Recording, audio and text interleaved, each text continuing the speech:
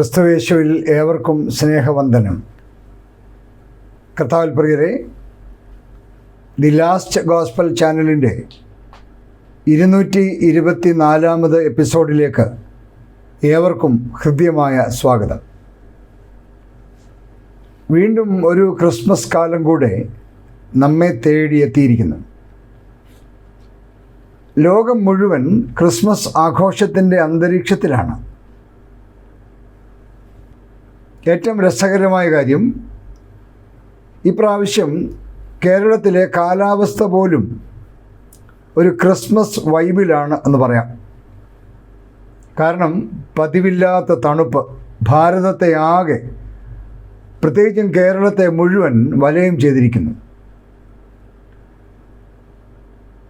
പ്രത്യേകമായിട്ട് പറഞ്ഞാൽ കേരളത്തിൻ്റെ കാശ്മീരും എൻ്റെ ആദ്യകാല പ്രവർത്തന മേഖലയുമായിരുന്ന മൂന്നാർ മലനിരകൾ മുഴുവൻ മഞ്ഞ് പുതച്ച് കിടക്കുകയാണ്. കാലാവസ്ഥാ വിദഗ്ധർ ഇതിനെ ലാ നിന പ്രതിഭാസം എന്നാണ് വിശദീകരിക്കുന്നത്. അത് ശരിയാണ് താനും. എന്നാൽ അത് ക്രിസ്മസിനുള്ള പശ്ചാത്തലമൊരുക്കുന്നതിൻ്റെ ഭാഗമായി പ്രകൃതിയിലുണ്ടായ ഒരു പ്രതിഭാസമായി മനസ്സിലാക്കാനാണ് എനിക്ക് താല്പര്യം. ആദ്യ ക്രിസ്മസിലെ ആദ്യ സന്ദേശം ആട്ടിടയന്മാരോട് ഗബ്രിയേൽ ദൂതൻ പറഞ്ഞ വാക്കുകളാണ്. ലൂക്കോസ് അതിങ്ങനെയാണ് രേഖപ്പെടുത്തിയിരിക്കുന്നത്. ദൂതൻ അവരോട്, ഭയപ്പെടേണ്ട, സർവ്വജനത്തിനും ഉണ്ടാവാനുള്ള ഒരു മഹാസന്തോഷം ഞാൻ നിങ്ങളോട് സുവിശേഷിക്കുന്നു. കർത്താവായ ക്രിസ്തു എന്ന രക്ഷിതാവ് ഇന്ന് ദാവീദിൻ്റെ പട്ടണത്തിൽ നിങ്ങൾക്കായി ജനിച്ചിരിക്കുന്നു. ലൂക്കോസ് 2:10. ക്രിസ്മസ് എന്നാൽ കർത്താവിൻ്റെ ഭൂമിയിലേക്കുള്ള ഇറങ്ങിവരവാണ്. അത് സംഭവിച്ചിരിക്കുന്നു എന്നാണ് ദൂതൻ പ്രഘോഷിച്ചത്. എന്തുകൊണ്ടാണ് അങ്ങനെ സംഭവിച്ചത്? എന്താണ് അന്ന് സംഭവിച്ചത്? തുടങ്ങിയുള്ള കാര്യങ്ങളെല്ലാം വിശുദ്ധ വേദപുസ്തകം വ്യക്തമായി രേഖപ്പെടുത്തിയിട്ടുണ്ട്. മുമ്പ് ഈ ചാനലിൽ തന്നെ ഞാൻ വിശദീകരിച്ചിട്ടുള്ളതുപോലെ നീണ്ട 400 വർഷങ്ങളിലെ മൗനത്തിന് ശേഷം സ്വർഗം ഭൂമിയോട് ഇടപെട്ടത് ആഗമനകാല സംഭവങ്ങളിലൂടെയും അതിൻ്റെ പരിസമാപ്തിയായ ക്രിസ്മസിലൂടെയുമാണ്. ലോകം നിരന്തരം സൃഷ്ടിതാവിൻ്റെ മനസ്സിനെ വല്ലാതെ വേദനിപ്പിക്കുകയും അതിൻ്റെ പ്രതികരണമെന്നോണം പലതവണ ദൈവം ലോകത്തെ ശിക്ഷിക്കുകയും പലപ്പോഴും മൗനമായിരിക്കുകയും ഒക്കെ ചെയ്തിട്ടുണ്ട്. അക്കൂട്ടത്തിലെ ഏറ്റവും വലിയ മൗന കാലഘട്ടമായിരുന്നു മലാഖി പ്രവചനത്തിന് ശേഷമുള്ള 400 വർഷങ്ങൾ. ലോകത്തെ സൃഷ്ടിച്ച സ്നേഹനിധിയായ തമ്പുരാന് എക്കാലവും അങ്ങനെ ഇരിക്കാൻ കഴിയില്ലല്ലോ. അതുകൊണ്ടാണ് ക്രിസ്മസിലൂടെയും അതിൻ്റെ ഒരുക്കകാലമായ ആഗമനകാല സംഭവങ്ങളിലൂടെയും ദൈവം ഭൂമിയോട് വീണ്ടും ഇടപെടുന്നത്.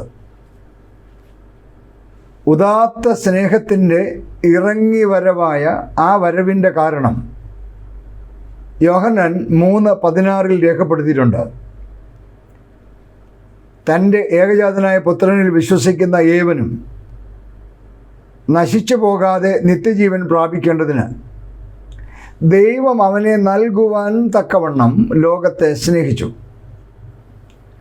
അതായത് യോഹന്നാൻ പറയുന്നത് Jesus is the gift of God to the world എന്നാണ്. ആ ഇറങ്ങി വരവിനെ കുറിച്ചാണ് യോഹന്നാൻ അവിടെ രേഖപ്പെടുത്തിയിരിക്കുന്നത്. എന്നാൽ ആ വരവിനെക്കുറിച്ച് യോഹന്നാൻ പറഞ്ഞിരിക്കുന്ന മറ്റൊരു ദൈവശാസ്ത്ര വിശദീകരണം യോഹന്നാൻ 1:14 രേഖപ്പെടുത്തിയിട്ടുണ്ട്. വചനം ജഡമായി തീർന്നു, ദ വേർഡ് ബിക്കെയിം ഫ്ലഷ് എന്നാണത്. ദൈവശാസ്ത്രജ്ഞന്മാർ അതിനെ വിശദീകരിക്കുന്നത് ഇൻകാർണേഷൻ എന്ന വാക്ക് ഉപയോഗിച്ചാണ്. തുടർന്ന് സഭയുടെ ശില്പിയും പണിക്കാരനും ക്രൈസ്തവ സഭയുടെ ദൈവശാസ്ത്രജ്ഞനുമായ വിശുദ്ധ പൗലോസ്ലീഹ ഫിലിപ്പിയർക്ക് എഴുതുമ്പോൾ പറയുന്നത്, അവൻ ദൈവരൂപത്തിലിരിക്കെ ദൈവത്തോടുള്ള സമത്വം മുറുകെ പിടിച്ചുകൊള്ളണമെന്ന് വിചാരിക്കാതെ ദാസരൂപമെടുത്ത് മനുഷ്യ സാദൃശ്യത്തിലായി തന്നെത്താൻ ഒഴിച്ച് വേഷത്തിൽ മനുഷ്യനായി വിളങ്ങി തന്നെത്താൻ താഴ്ത്തി മരണത്തോളം, ക്രൂശിലെ മരണത്തോളം തന്നെ അനുസരണമുള്ളവനായി തീർന്നു. ഫിലിപ്പിയർ 2:6-8 വരെയുള്ള വാക്യങ്ങൾ. ദൈവരൂപത്തിലിരിക്കെ മനുഷ്യ സാദൃശ്യത്തിലായി വന്ന ദൈവത്തെക്കുറിച്ചാണ് പൗലോസ് അവിടെ പറയുന്നത്. അതായത് പൗലോസ് പറയുന്നത് അത് ദൈവത്തിൻ്റെ സെൽഫ് എംപ്റ്റിയിങ് ആണ് എന്നാണ്. ആധുനിക ദൈവശാസ്ത്രജ്ഞന്മാർ അതിനെ വിശദീകരിക്കുന്നത് കെനോസിസ് എന്ന വാക്ക് ഉപയോഗിച്ചാണ്. വേദപുസ്തകം നൽകുന്ന ദൈവശാസ്ത്ര വിശദീകരണങ്ങളാണ് ഇതുവരെ ഞാൻ പറഞ്ഞത്. ദൈവത്തിൻ്റെ ആ ഇറങ്ങിവരവിന്, അതായത് ആദ്യ ക്രിസ്മസിന് ആവശ്യമായ ക്രമീകരണങ്ങളെല്ലാം ചെയ്തത് സ്വർഗം നിയോഗിച്ച ഒരു ഇവൻ്റ് മാനേജ്മെൻറ്റ് ടീമാണ്. ദൈവത്തിൻ്റെ പദ്ധതിയുടെ നടത്തിപ്പുകാരായിരുന്ന ആ ഇവൻ്റ് മാനേജ്മെൻറ്റ് ടീം ആ വലിയ പദ്ധതിയിലെ ഒരു ഇനം ഭൂമിക്ക്, അതായത് മനുഷ്യവർഗത്തിന് സബ് കോൺട്രാക്റ്റ് കൊടുത്തിരുന്നു. അതെന്താണ് എന്ന് അല്പം കഴിഞ്ഞ് ഞാൻ വിശദമാക്കാം. അപ്പോൾ സ്വർഗവും ഭൂമിയും ചേർന്നുള്ള മാനേജ്മെൻറ്റ് ഓഫ് ആൻ ഇവൻ്റ് ആയിരുന്നു ആദ്യത്തെ ക്രിസ്മസ്. ആദ്യ ക്രിസ്മസിന് വേണ്ടി സ്വർഗം ചെയ്ത ക്രമീകരണങ്ങൾ ആദ്യം ശ്രദ്ധിക്കാം.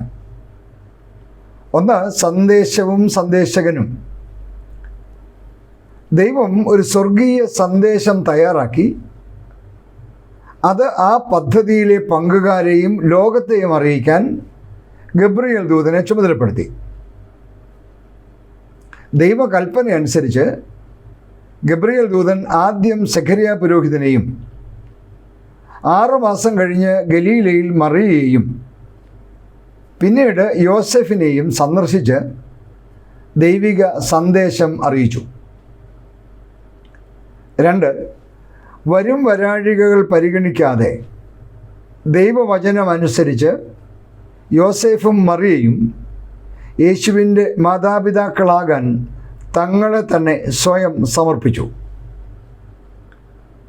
3, ഗായക സംഘം.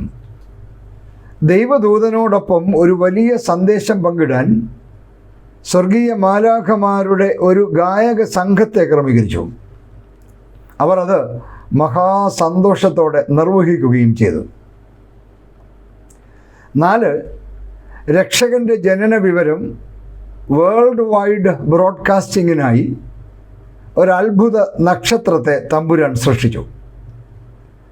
ആ അത്ഭുത നക്ഷത്രത്തെ പിന്തുടർന്ന് യേശുവിനെ കണ്ടു വണങ്ങി കാഴ്ചകളർപ്പിച്ച വിദ്വാൻമാരായ വാനനിരീക്ഷകരായ കിഴക്കിൻ്റെ രാജാക്കന്മാരെ വേദപുസ്തകം നമുക്ക് പരിചയപ്പെടുത്തുന്നുണ്ട്. മേൽ പറഞ്ഞ കാര്യങ്ങളെല്ലാം സ്വർഗം കൃത്യമായി ക്രമീകരിച്ചു. എന്നാൽ ഭൂമിക്ക്, അതായത് മനുഷ്യവർഗത്തിന് സബ് കോൺട്രാക്റ്റ് കൊടുത്തിരുന്ന യേശുക്കുഞ്ഞിന് ജനിക്കാനൊരിടം ക്രമീകരിക്കാൻ മനുഷ്യവർഗം അമ്പെ പരാജയപ്പെട്ടു. അതുകൊണ്ട് കർത്താവിന് വഴിവക്കിൽ പിറന്നു വീണ് കാലിത്തൊഴുത്തിൽ കിടക്കേണ്ടി വന്നു. ആദ്യ ക്രിസ്മസിൽ കർത്താവിനെ സ്വീകരിക്കുന്നതിൽ പരാജയപ്പെട്ട മനുഷ്യവർഗത്തോട് സ്വർഗം പറഞ്ഞു, ഇനി ചെയ്യാവുന്ന ഒരേ ഒരു കാര്യം അവനു വേണ്ടി നിങ്ങളുടെ ഹൃദയം തുറക്കലാണ്. അതുകൊണ്ട് ആദ്യ ക്രിസ്മസിന് ശേഷമുള്ള ഓരോ ക്രിസ്മസ് അനുസ്മരണവും നമ്മോട് പറയുന്നത് the lord is coming, please open your heart എന്നാണ്. എത്ര കാലമായി നമ്മൾ ക്രിസ്മസ് ആചരിക്കുന്നു? രക്ഷകന് പ്രവേശിക്കാൻ നമ്മുടെ ഹൃദയവാതിൽ നാം തുറന്നിട്ടുണ്ടോ എന്ന് ഓരോരുത്തരും ആത്മശോധന ചെയ്യണം. പ്രിയപ്പെട്ടവരെ, 2025 ക്രിസ്മസും നമ്മോട് പറയുന്നത് കർത്താവ് വരുന്നു, പ്ലീസ് ഓപ്പൺ യുവർ ഹാർട്ട് എന്നാണ്. എന്നാൽ ആദ്യ ക്രിസ്മസിൽ പരാജയപ്പെട്ട മനുഷ്യവർഗം നൂറ്റാണ്ടുകളായി ഓരോ വർഷവും ചെയ്തുകൊണ്ടിരിക്കുന്നത് ആദ്യ ക്രിസ്മസിൻ്റെ പ്രതിരൂപങ്ങളെ പ്രാകൃതമായി പുനഃസൃഷ്ടിക്കുകയാണ്. അങ്ങനെ വീണ്ടും വീണ്ടും പരാജയപ്പെട്ടുകൊണ്ടേയിരിക്കുകയാണ്. ലോകം ഇന്ന് ചെയ്തുകൊണ്ടിരിക്കുന്നത് എന്താണ് എന്ന് അഭിമന്യനായ ക്രിസോസ്റ്റം തിരുമേനിയുടെ ചില പ്രയോഗങ്ങളോട് ചേർത്ത് പറഞ്ഞാൽ, യേശുവിന് പിറക്കാൻ നാം സ്ഥലം കൊടുക്കാതിരുന്നപ്പോൾ പാവം കന്നുകാലികളാണ് അവന് സ്ഥലം കൊടുത്തത്. അതിന് പ്രതിഫലമായി നമ്മൾ ഓരോ ക്രിസ്മസിനും സകല കന്നുകാലികളെയും കൊന്നു തിന്നുകയാണ്. യേശുക്കുഞ്ഞിനെ കീറ്റിശീലയാണ് ഉടുപ്പിച്ചത് എന്ന് പറഞ്ഞ് മറ്റുള്ളവർ കണ്ടാൽ പോലും നാണം തോന്നുന്ന കീറ്റിശീലകളും ധരിച്ച് പൊതുവേദികളിലും പരിപാടികളിലും ആഘോഷങ്ങളിലും, എന്തിന് ആരാധനാലയങ്ങളിൽ പോലും പ്രത്യക്ഷപ്പെടുന്ന മനുഷ്യർ ആധുനിക ലോകത്തിൻ്റെ വികൃത മുഖങ്ങളാണ്. അവൻ പുൽത്തൊട്ടിയിൽ കിടന്ന് കൈകാലിട്ട് അടിച്ചു എന്ന് പറഞ്ഞ് കള്ളും കഞ്ചാവും മറ്റ് മയക്കുമരുന്നുകളും ഉപയോഗിച്ച് റോഡ് വക്കുകളിലും മറ്റുമുള്ള പുൽക്കാനകളിൽ കിടന്ന് കയ്യും കാലും ഇട്ടടിക്കുന്ന മനുഷ്യരെയും ഇന്ന് ധാരാളം കാണാം. ഇതിലെല്ലാം ഉപരി അമേരിക്കൻ വ്യാപാര സമൂഹം ഒടുങ്ങാത്ത വ്യാപാരമോഹവുമായി 19-ാം നൂറ്റാണ്ടിൽ ലോകത്തിന് പരിചയപ്പെടുത്തിയ സാന്റാക്ലോസ് എന്ന കഥാപാത്രം ക്രിസ്മസിൻ്റെ കേന്ദ്ര ആകർഷണമായി മാറി. രക്ഷകനായ ക്രിസ്തുവിനെ ഉപേക്ഷിച്ച് സാങ്കല്പിക കഥാപാത്രമായ സാന്റാക്ലോസിൻ്റെ പിന്നാലെയായി ലോകം. ഒരു കാലത്ത് വിവിധ സഭകളും സമൂഹവും ചേർന്ന് ക്രിസ്മസ് ഫ്ലോട്ടുകളും സംഗീതവും സന്ദേശവുമായി വലിയ ആഘോഷ റാലികൾ സംഘടിപ്പിച്ചിരുന്നിടത്ത് ഇന്ന് സാന്റാക്ലോസുമാരുടെ റാലികളാണ് നടത്തുന്നത്. ഇത് കാണുമ്പോൾ പഴയ ഒരു സൺഡേ സ്കൂൾ ടാബ്ലോയാണ് എനിക്ക് ഓർമ്മ വരുന്നത്. നേറ്റിവിറ്റി സീൻ ലൈറ്റ് ഉപയോഗിച്ച് പ്രദർശിപ്പിക്കുന്ന ഒരു ടാബ്ലോ. യേശുകർത്താവിൻ്റെ ജനന സ്ഥലത്തിൻ്റെ ചുറ്റുപാടുകളായ മലനിരകളും ആ പ്രദേശങ്ങളുമെല്ലാം ഒരു വേദിയിൽ കാണിച്ചതിന് ശേഷം ഓരോ ഭാഗങ്ങളായി ലൈറ്റ് ഓഫ് ചെയ്ത് ഏറ്റവും അവസാനം യേശുക്കുഞ്ഞിലേക്ക് ഈ ലൈറ്റ് കോൺസെൻട്രേറ്റ് ചെയ്യുന്ന മനോഹരമായ ഒരു ചിത്രീകരണമാണ്. എല്ലാ ക്രമീകരണങ്ങളും വളരെ മനോഹരമായി പ്ലാൻ ചെയ്തു. ഓരോ സമയത്തും ഓരോ ലൈറ്റ് ഓഫ് ചെയ്യാനായി ഒരാളെയും ക്രമീകരിച്ചു. കാണികളെല്ലാം വളരെ കൗതുകത്തോടെ നോക്കിയിരിക്കുമ്പോൾ ആ ബെത്ലഹേം പ്രദേശങ്ങളാകെ കുന്നിൻ ചെരുവുകൾ ഉൾപ്പെടെ മുഴുവൻ പ്രകാശപൂരിതമായി ഒരു രംഗമാണ് മുമ്പിൽ കാണുന്നത്. സാവധാനം ഏറ്റവും പുറകിലത്തെ ലൈറ്റുകൾ ഓഫ് ചെയ്തു. ആ പുൽക്കൂടും അതിൻ്റെ പ്രദേശങ്ങളും മാത്രം ഇപ്പോൾ കാണാം. അല്പം കഴിഞ്ഞ് ആ പുൽക്കൂടിൻ്റെ പ്രദേശങ്ങളൊക്കെ ഓഫ് ചെയ്തു. ഇനി ആട്ടിടയന്മാരും വിദ്വാൻമാരും ജോസഫും മറിയയും യേശുക്കുഞ്ഞും മാത്രമായി ഇപ്പോൾ കാണികൾക്ക് കാണാവും. കുറെ കഴിഞ്ഞപ്പോഴത്തേക്കും വനനിരീക്ഷകരായ വിദ്വാൻമാർ അപ്രത്യക്ഷരാകുന്നു. ആട്ടിടയന്മാർ ഓഫ് ചെയ്യപ്പെടുന്നു. ആടുകളും കാലികളും മൃഗങ്ങളും എല്ലാം ഓഫ് ചെയ്യപ്പെടുന്നു. ഇനിയിപ്പോൾ അവശേഷിക്കുന്നത് ജോസഫും മറിയയും യേശുക്കുഞ്ഞും മാത്രമാണ്. ഇനിയുള്ള ക്രമീകരണം കുറേ നേരം അങ്ങനെ നിന്നതിന് ശേഷം ജോസഫിൻ്റെയും മറിയയുടെയും ലൈറ്റ് ഓഫ് ചെയ്യുകയും യേശു കുഞ്ഞിലേക്ക് ഈ ലൈറ്റ് കോൺസെൻട്രേറ്റ് ചെയ്യുകയും ചെയ്യുകയാണ് ഈ ടാബ്ലോയുടെ ഏറ്റവും അവസാനത്തെ സീൻ. എന്നാൽ അപ്പോൾ ലൈറ്റ് ഓഫ് ചെയ്തുകൊണ്ടിരുന്ന ആൾ അറിയാതെ ലൈറ്റുകളാകെ ഓഫ് ചെയ്തു. ഉടനെ സംവിധായകൻ കർട്ടന് പിറകിൽ നിന്ന് മന്ത്രിച്ചത് മൈക്കിലൂടെ ജനം മുഴുവൻ കേട്ടു. You switched off Jesus too എന്ന് പറഞ്ഞു. നീ യേശുവിനെയും ഓഫ് ചെയ്ത് കളഞ്ഞു എന്നാണ് സംവിധായകൻ സങ്കടത്തോടെ വിളിച്ചു പറഞ്ഞത്. പ്രിയപ്പെട്ടവരെ, ഞാൻ ഇതുവരെ പറഞ്ഞ ആധുനിക ലോകത്തിൻ്റെ ക്രിസ്മസ് ആഘോഷങ്ങൾ ശ്രദ്ധിക്കുമ്പോൾ എനിക്ക് സങ്കടത്തോടെ പറയാനുള്ളത് we switched off Jesus too എന്നതാണ്. യേശു കർത്താവിനെയും അവനുമായി ബന്ധപ്പെട്ട കാര്യങ്ങളെ മുഴുവൻ സ്വിച്ച് ഓഫ് ചെയ്തതിന് ശേഷം സാങ്കല്പിക കഥാപാത്രങ്ങളും മറ്റുമായി ഇന്ന് ക്രിസ്മസ് കൊഴുത്ത് നിൽക്കുന്ന ഒരു കാലമാണ്. ഈ പറഞ്ഞ കാര്യങ്ങളെല്ലാം കാണുമ്പോഴും കേൾക്കുമ്പോഴും എനിക്കുണ്ടാകാറുള്ള ഹൃദയവേദനയാണ് ഈ കാര്യങ്ങൾ പങ്കുവയ്ക്കാൻ എന്നെ പ്രേരിപ്പിച്ചത്. അതുകൊണ്ട് പ്രിയപ്പെട്ടവരെ, ഈ വർഷം വ്യത്യസ്തമായി അർത്ഥവത്തായി എങ്ങനെ ക്രിസ്മസ് ആഘോഷിക്കാം എന്നുകൂടെ പറഞ്ഞ് അവസാനിപ്പിക്കാം. ഒന്ന്, പ്രിയപ്പെട്ടവരെ, വേദപുസ്തകം നമ്മോട് പറയുന്നത് ദൈവം മനുഷ്യനായ മഹാസംഭവമാണ് ക്രിസ്മസ് എന്നാണ്. അതായത് ക്രിസ്മസ് എന്ന് പറയുന്ന ഒറിജിനൽ ഇവൻറ്റും തുടർന്നുള്ള യേശുവിൻ്റെ ജീവിതവും those were a demonstration of who is a real human being എന്നതാണ്.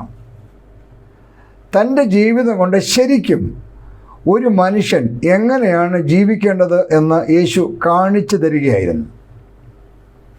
2005 ദൈവം മനുഷ്യനായി എന്ന സന്ദേശവുമായി ക്രിസ്മസ് ആഘോഷിക്കുന്ന നമുക്ക് ഒരു ചോദ്യം നമ്മോട് തന്നെ ചോദിക്കാം.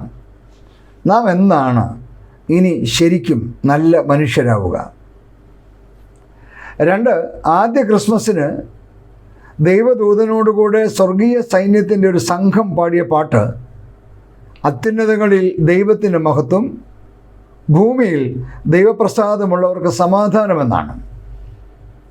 മറ്റൊരു വിധത്തിൽ പറഞ്ഞാൽ ഭൂമിയിൽ സന്മനസ്സുള്ളവർക്ക് സമാധാനമെന്നാണ്.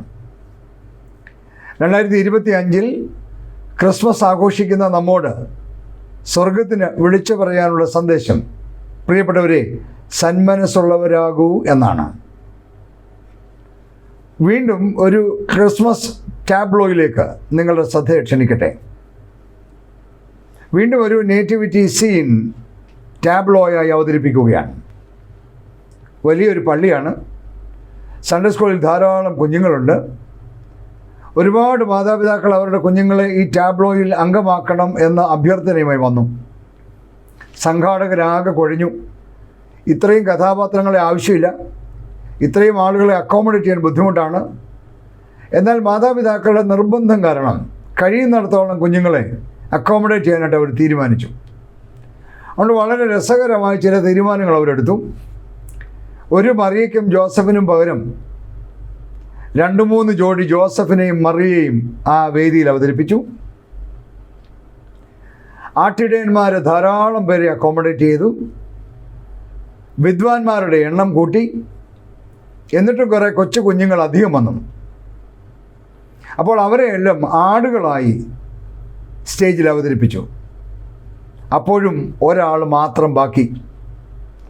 അവൻ്റെ ശരീരപ്രകൃതിയും മറ്റും ഇതുവരെ ഉൾക്കൊള്ളിച്ച ഒരു കഥാപാത്രത്തിനും പറ്റിയതല്ല. അല്പം വലിപ്പമുള്ള ഒരു കുട്ടി. ഇവനെ എന്തു ചെയ്യണമെന്നറിയാൻ വയ്യാതെ സംഘാടകർ കുഴങ്ങിയപ്പോൾ എൻ്റെ സംവിധായകൻ ഒരു ബുദ്ധി ഉപയോഗിച്ചു. ഇവനെ നമുക്ക് സത്രം സൂക്ഷിപ്പുകാരനായിട്ട് നിയോഗിക്കാം. അതിന് പറ്റിയ ആകാര വടിവൊക്കെ ഉണ്ട്. അവൻ്റെ കയ്യിലൊരു വടിയൊക്കെ കൊടുത്ത് അവനെ സത്രത്തിൻ്റെ കാവൽക്കാരനായിട്ട് നിർത്തി. ടാബ്ലോ ആരംഭിച്ചു. കഥാപാത്രങ്ങളെല്ലാം രംഗത്ത് വന്നിട്ടുണ്ട്. എല്ലാവരും ഉപേക്ഷിച്ച് കളഞ്ഞ ഇവന് മാത്രം ഈ ടാബ്ലോയിൽ ഒരു ഡയലോഗ് പറയാൻ അവസരം കൂടെ ലഭിക്കുകയാണ്. അതായത് മറിയയും ജോസഫും ക്ഷീണിതരായി വന്ന് ഈ സത്രത്തിൻ്റെ വാതിലിൽ മുട്ടുമ്പോൾ ഈ കാവൽക്കാരനെ കണ്ട് എൻ്റെ ഭാര്യ ഗർഭിണിയാണ്, അവൾക്ക് പ്രസവിക്കാനുള്ള സമയമായി, അവൾക്കൊരു അല്പം ഇടം വേണമെന്ന് പറയുമ്പോൾ ഇവിടെ സ്ഥലമില്ല എന്ന് പറയുക മാത്രമാണ് ഇവൻ്റെ ജോലി. ടാബ്ലോ അതിൻ്റെ പരിസമാപ്തിയിലേക്ക് വരികയാണ്. പരിക്ഷീണയായ മറിയയുമായി ജോസഫ് നടന്നു വരുന്നു. സത്രം സൂക്ഷിപ്പുകാരൻ്റെ അടുത്ത് വന്ന്, എൻ്റെ ഭാര്യ ഗർഭിണിയാണ്, ഇപ്പോൾ പ്രസവിക്കേണ്ട സമയമാണ്, അവൾക്ക് പ്രസവിക്കാനായി ഒരല്പം സ്ഥലം വേണം എന്ന് പറയുമ്പോൾ സ്ഥലമില്ല എന്ന് പറയാനാണ് അവനെ ആക്കിയിരിക്കുന്നത്. അവൻ ജോസഫിനെയും മറിയയും സൂക്ഷിച്ചു നോക്കി. തൻ്റെ ഈ ടാബ്ലോയിലെ കഥാപാത്രത്തിന് പറ്റിയ ഡയലോഗ് പറയാൻ ഒരുങ്ങുമ്പോൾ അറിയാതെ മറിയയെ ഒന്നുകൂടെ നോക്കി. അവശയായി നിൽക്കുന്ന മറിയയെ കണ്ട് വല്ലാതെ മനസ്സലിഞ്ഞു പോയ ആ കുഞ്ഞ് ജോസഫിനോട് പറഞ്ഞു, ഇഷ്ടം പോലെ സ്ഥലമുണ്ട്, പക്ഷെ ടീച്ചർ സമ്മതിക്കത്തില്ല എന്ന് പറഞ്ഞു. കാണികൾ ഒന്നടങ്കം കൂട്ടച്ചിരി ഉയർത്തി. ടാബ്ലോ വളരെ രസകരമായി അവസാനിച്ചു. എന്നാൽ ആ കുഞ്ഞ് പറഞ്ഞത് ഇന്നത്തെ മനുഷ്യൻ്റെ സ്വഭാവത്തെക്കുറിച്ചാണ്. ഇഷ്ടം പോലെ ഉണ്ട്, പക്ഷേ സമ്മതിക്കില്ല. സമ്മതിക്കാത്തത് ഒരു പക്ഷേ സ്വന്തം മനസാക്ഷിയാവാം, മറ്റുള്ളവരാകാം, മറ്റ് സമൂഹത്തിലെ ആളുകളാകാം, ആകാം, അങ്ങനെ ആരുമാകാം. പ്രിയപ്പെട്ടവരെ, ക്രിസ്മസ് നമ്മോട് പറയുന്നു, അല്പം സന്മനസ്സുള്ളവരാകൂ. ആ ടാബ്ലോയിലെ കഥാപാത്രം നമ്മെ വെല്ലുവിളിക്കുന്നത് പോലെ അല്പം സന്മനസ്സുള്ളവരാകൂ. എന്നെ കേൾക്കുന്ന പ്രിയപ്പെട്ടവരെ, നമ്മൾ എന്നാണ് ഇനി നല്ല മനുഷ്യരാവുക? നമ്മൾ എന്നാണ് ഇനി സന്മനസ്സുള്ളവരാകുക? 2025 ക്രിസ്മസ് ആഘോഷിക്കുമ്പോൾ നമുക്ക് ആത്മാർത്ഥമായിട്ട് പ്രാർത്ഥിക്കാം, ദൈവമേ, നീ എന്നെ ശരിക്കും ഒരു നല്ല മനുഷ്യനാക്കണമേ. ദൈവമേ, നീ എന്നെ സന്മനസ്സുള്ളവനാക്കണമേ, സന്മനസ്സുള്ളവളാക്കണമേ. പ്രിയപ്പെട്ടവരെ, നമ്മൾ 2025 ക്രിസ്മസ് ആചരിക്കുമ്പോൾ എനിക്ക് നിങ്ങളോട് പറയാനുള്ളത്, the lord is coming, let us open our hearts and receive him. അങ്ങനെ നല്ല മനുഷ്യരാവാം, സന്മനസ്സുള്ളവരാവാം. Thank you. God bless you all. P Thomas അച്ഛൻ.